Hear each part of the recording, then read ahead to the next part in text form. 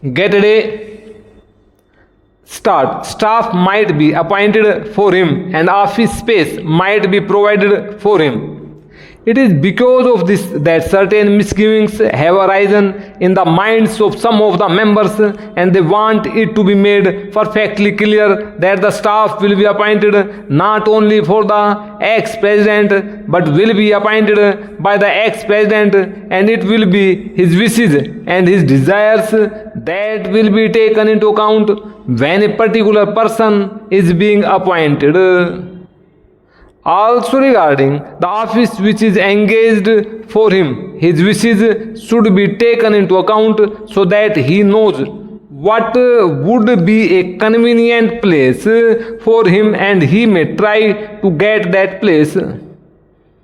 Another reason for insisting on what I consider to be an important detail is that if the government appoints the staff for the ex-president, then automatically they become government servants because they have been appointed by the government. It may be that in the rules a clarification might be attempted whereby they may be exempted from some of the service conduct rules which are applicable to normal government servants. But even there it will be much better that this should not be left in any doubt, and that these persons that are appointed to assist the ex-president in his secretarial task are appointed by the ex-president himself. They would be the staff of the ex-president and would not be appointed by the government for the ex-president and would not be government servants. This point ought to be made quite clear so that the ex-president has got all the right of determining the service conditions of the people appointed by him, of course subject to the oral limit which has been provided and to my mind rightly provided in the bill.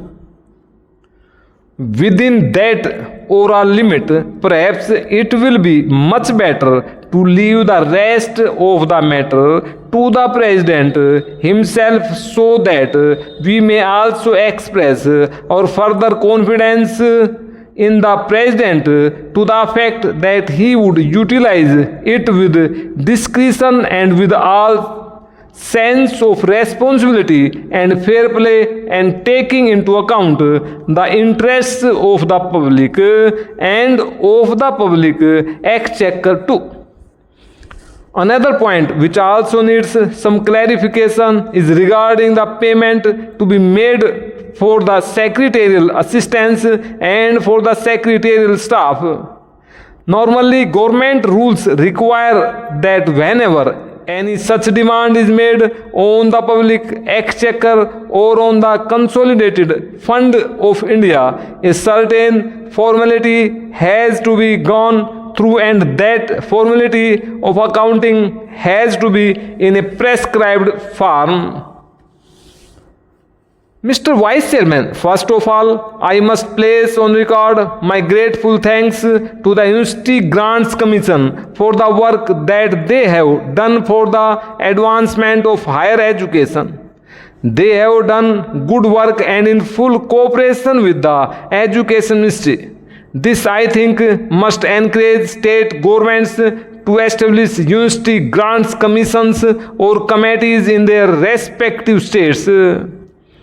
What the government needs most is to coordinated efforts of the autonomous university grants commissions working in harmony with the state governments and university authorities.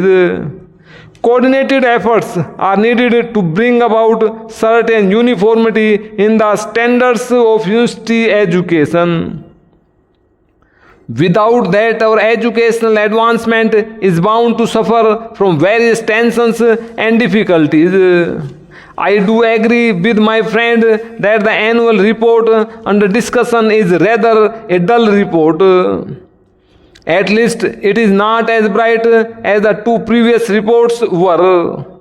In the previous two reports, the University Grants Commission invited the attention of the nation to certain academic problems, to certain educational needs. Unfortunately, in this report, the University Grants Commission confines its remarks mostly to what has been achieved in the field of university education under the guidance and with the assistance of the University Grants Commission. However, sir, it is not possible for me to agree with Mr. Santhanam that the University Grants Commission should not extend help to universities for the preservation of manuscripts. Manuscripts are of great importance so far as university libraries are concerned. It is the duty of universities to preserve those manuscripts, and it is the duty of the University Grants Commission to extend to universities the necessary financial assistance for maintaining and preserving the manuscripts in good order.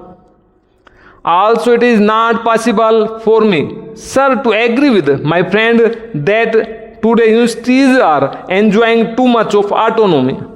I agree with the University Grants Commission, which 2 years ago remarked that freedom is vital for education and democracy, and I personally feel, sir, that on one plea or the other, university autonomy and academic freedom are being restricted rather than being extended as they must be. I do not think, sir, that a social purpose or a social value can be imparted in the teaching by a teacher through the imposition of restrictions on his freedom of thinking. I feel that teachers need academic freedom for discharging their duties in an efficient way. If we take into consideration the affiliated colleges, we will notice that the teachers are subjected to such humiliating conditions that it is not possible for them to discharge their duties to their students, to import to their students our sense of responsibility or any moral values in their lives. I therefore, sir, feel that it is necessary to be more careful about the preservation of academic freedom to teachers. Sir, we are grateful to the Education Ministry and to the University Grants Commission for upgrading the salaries of teachers in the central universities. Yet a great disparity prevails in the salaries of teachers of central universities and state universities and affiliated colleges, and this disparity is causing a lot of heartburning and a lot of difficulties. As one connected with education, I may say that there is not such a marked difference in the quality of teachers serving in the central universities and in the state universities and in affiliated colleges as to justify the great disparity in the salaries of teachers of these institutions. I feel, sir, that we must keep in our mind the remarks of the University Grants Commission made in their earlier annual report with regard to teachers' salaries. We are not only to provide adequate salaries to teachers of affiliated colleges but also to teachers of secondary schools. We must remember, sir, that a great majority of students study in affiliated colleges and the quality of education is largely determined by the quality of work that is done in affiliated colleges. For improvement in the quality of teaching, improvement in living conditions is also very necessary. The University Grants Commission has invited our attention in its report to the appalling conditions in which teachers have to live.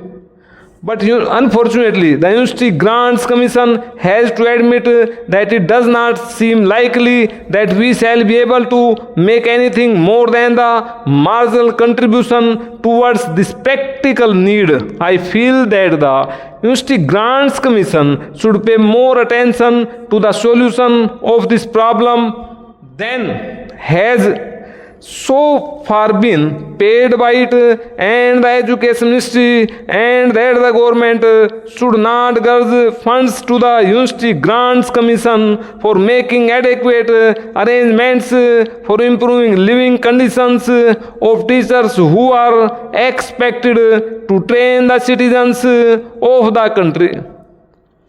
Sir, in the University Grants Commission report, it is maintained that rupees 12,000 should be granted to every affiliated college for the welfare of the teaching staff, and that efforts should be made to provide them with quarters, and that too in the vicinity of the college where they teach.